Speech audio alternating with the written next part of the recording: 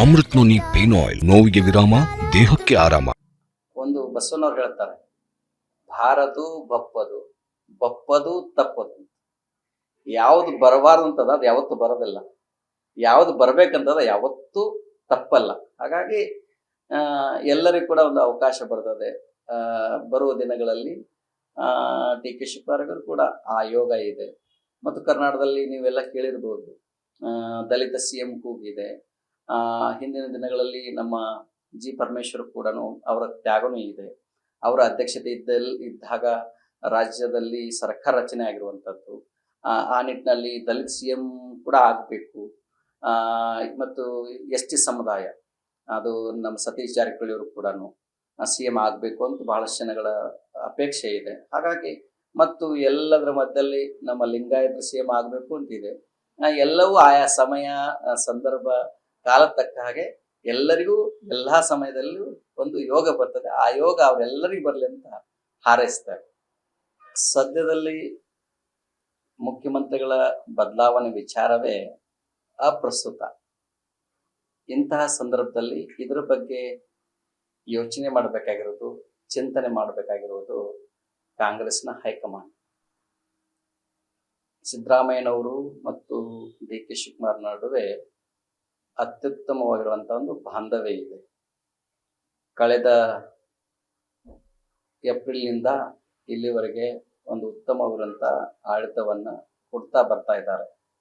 ಹಾಗಾಗಿ ಹೇಗೆ ಟೀಮ್ ಆಗಿ ಇವತ್ತು ಭಾರತ ವಿಶ್ವಕಪ್ ತಂದುಕೊಡ್ತು, ಅದೇ ರೀತಿ ಇವತ್ತು ವಿರಾಟ್ ಕೊಹ್ಲಿ ಮತ್ತು ರೋಹಿತ್ ಶರ್ಮಾ ರೀತಿ ನಮ್ಮ ಸಿದ್ದರಾಮಯ್ಯನವರು, ನಮ್ಮ ಡಿ ಕೆ ಶಿವಕುಮಾರ್ ಅವರು ಉತ್ತಮವಾಗಿರುವಂತಹ ಆಡಳಿತವನ್ನು ಕೊಡ್ತಾ ಇದ್ದಾರೆ.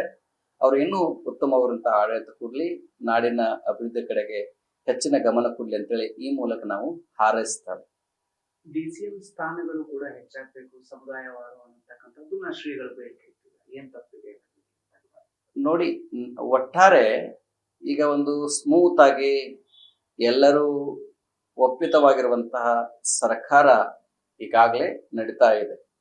ಎಲ್ಲ ಸಚಿವರುಗಳ ಕಾರ್ಯವೈಖರಿಗಳು ತುಂಬಾ ಉತ್ತಮವಾಗಿ ಕಾರ್ಯವೈಖರಿಯನ್ನು ಮಾಡ್ತಾ ಇರೋದ್ರಿಂದ ಇದ್ರ ಬಗ್ಗೆ ಸ್ವಾಮಿಗಳು, ಪೀಠಾಧ್ಯಕ್ಷರು ಹೇಳಿದ ತಕ್ಷಣನೇ ಅದು ಆಗತ್ತೆ ಅನ್ನೋದು ನಮಗೇನು ಸರಿ ಅನಿಸ್ತಾ ಇಲ್ಲ. ಅದನ್ನ ಹೈಕಮಾಂಡ್ ಎಷ್ಟು ಸೀರಿಯಸ್ ಆಗಿ ಅದನ್ನು ತೆಗೆದುಕೊಳ್ಳುತ್ತೆ ಅನ್ನೋದು. ಮತ್ತು ಈ ವಿಚಾರ ಏನು ಆಂತರಿಕ ವಿಚಾರ ಇದೆ, ಇದನ್ನ ಸಿದ್ದರಾಮಯ್ಯನವರು ಮತ್ತು ಡಿ ಕೆ ಶಿವಕುಮಾರ್ ಅವರಿಗೆ ಬಿಟ್ಬಿಡೋಣ. ಅವ್ರ ಖುಷಿಯಿಂದ, ನೆಮ್ಮದಿಯಿಂದ, ಸಂತೋಷದಿಂದ ಆಡಳಿತವನ್ನು ಕೊಡುವಾಗ ನಾವು ಮಾತನಾಡೋದು ಅದು ಸರಿಯಲ್ಲ ಅನ್ನುವಂಥದ್ದು. ಮತ್ತು ಈ ಆಂತರಿಕ ವಿಚಾರ ಇದೆಯಲ್ಲ, ಇದು ಸೋನಿಯಾ ಗಾಂಧಿಯವರು, ರಾಹುಲ್ ಗಾಂಧಿಯವರು, ಪ್ರಿಯಾಂಕಾ ಗಾಂಧಿಯವರು, ಸಿದ್ದರಾಮಯ್ಯನವರು ಮತ್ತು ಡಿ ಕೆ ಶಿ ಅವರ ನಡುವೆ ಆಗಿರುವಂತಹ ಮಾತುಕತೆ ಅದೇನಿದೆ ಅದೇ ನಡೆಯುತ್ತೆ. ಈಗಂತೂ ಒಂದು ಸಿದ್ದರಾಮಯ್ಯನವರು ಒಂದು ಒಳ್ಳೆ ಸರ್ಕಾರವನ್ನ ಅವರು ಕಾಂಗ್ರೆಸ್ ಅಧ್ಯಕ್ಷರಾಗಿ, ಉಪಮುಖ್ಯಮಂತ್ರಿಗಳಾಗಿ ಅವರು ಕೂಡ ಒಂದು ಅದ್ಭುತವಾಗಿರುವಂತಹ ಸಂಘಟನೆ ಮಾಡ್ತಾ ಇದ್ದಾರೆ. ಮುಖ್ಯಮಂತ್ರಿ ಕೂಡ ಒಂದು ಸುಭದ್ರವಾಗಿರುವಂತಹ ಈ 5 ಯೋಜನೆಗಳನ್ನ, 5 ಗ್ಯಾರಂಟಿಗಳನ್ನ ಬಹಳ ಚೆನ್ನಾಗಿ ನಿರ್ವಹಿಸ್ತಾ ಇರೋದ್ರಿಂದ ಅದರಿಂದ ಜನಗಳು ಕೂಡ ಬಹಳ ಸಂತೋಷದಿಂದಿದ್ದಾರೆ. ಈಗಾಗಲೇ ಲಕ್ಷೋಪಲಕ್ಷಗಳಿಗೆ ಆ ಜನಗಳಿಗೆ ಗೃಹಲಕ್ಷ್ಮಿ ಯೋಜನೆ ಇರಬಹುದು, ಮತ್ತೆ ಉಚಿತ ಬಸ್ ಇರಬಹುದು, ಈ ಎಲ್ಲಗಳು ಜನಗಳಿಗೆ ಮುಟ್ಟಿರುವುದರಿಂದ ಜನಗಳು ಬಹಳ ತೃಪ್ತರಾಗಿದ್ದಾರೆ. ನಾವು ಸಲಹಿದ ಕೈಗಳು ನಮ್ಮ ನೋವಿಗೆ ಸ್ಪಂದಿಸಿದಾಗ ಆಗುವ ಸಂತೋಷ. ಅಮೃತ್ ನೋನಿ ಪೇನ್ ಆಯಿಲ್, ನೋವಿಗೆ ವಿರಾಮ, ದೇಹಕ್ಕೆ ಆರಾಮ. ಈಗ ಸ್ವಾಮೀಜಿಗಳು ರಾಜಕಾರಣದಲ್ಲಿ ಭಾಗವಹಿಸಬಾರದು ಡಿ ಕೆ ಶಿವಕುಮಾರ್ ಅವರು ಹೇಳ್ತಾರೆ. ಬಟ್ ಚುನಾವಣೆಯ ಸಂದರ್ಭದಲ್ಲಿ ಆಯಾ ಸಮುದಾಯಗಳ ಮತ ಓಲೈಕೆಗೆ ಶ್ರೀಗಳ ಹತ್ರ ಬರೋದು ಸಾಮಾನ್ಯ ಸಲಹೆ. ನೋಡಿ, ನಾವ್ ಎಷ್ಟೇ ಹೇಳ್ಬೋದು, ಏನ್ ಬೇಕಾದ್ರೆ ಹೇಳ್ಬೋದು, ಆದ್ರೆ ಇದು ಓಪನ್ ಸೀಕ್ರೆಟ್. ಇದರಲ್ಲೇನು ಮುಚ್ಚು ಮರೆ ಇಲ್ಲ. ಮಠ ಮತ್ತು ಪೀಠಗಳ ಮತ್ತು ರಾಜಕಾರಣ ನಡುವೆ ಅದು ಇವತ್ತಿನ ಸಂಬಂಧ ಅಲ್ಲ, ಅದು ಬಹಳ ಹಳೆಯ ಸಂಬಂಧ ಇದು. ಸೊ ಒಂದು ಬಿಟ್ಟು ಒಂದು ಇಲ್ಲ.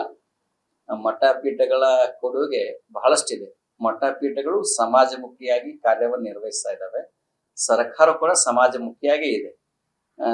ರಾಜ್ಯದ ಅಭಿವೃದ್ಧಿಯ ದೃಷ್ಟಿಯಿಂದ ಮಠ ಪೀಠಗಳ ಕೊಡುಗೆ ಕೂಡ ಬಹಳ ಇದೆ.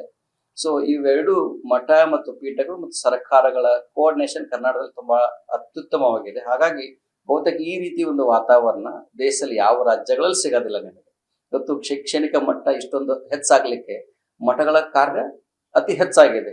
ಆ ಮಠಗಳ ಕಾರ್ಯ ಹೆಚ್ಚಾಗಬೇಕಾದ್ರೆ ಸರ್ಕಾರಗಳ ಸಹಕಾರ ಕೂಡ ಸಾಕಷ್ಟು ಆಗಿರೋದ್ರಿಂದ ಮಠಗಳು ಇನ್ನೂ ಹೆಚ್ಚಿನ ಪ್ರಮಾಣದ ಕಾರ್ಯಗಳನ್ನ ಮಾಡ್ತಾ ಇದ್ದಾವೆ.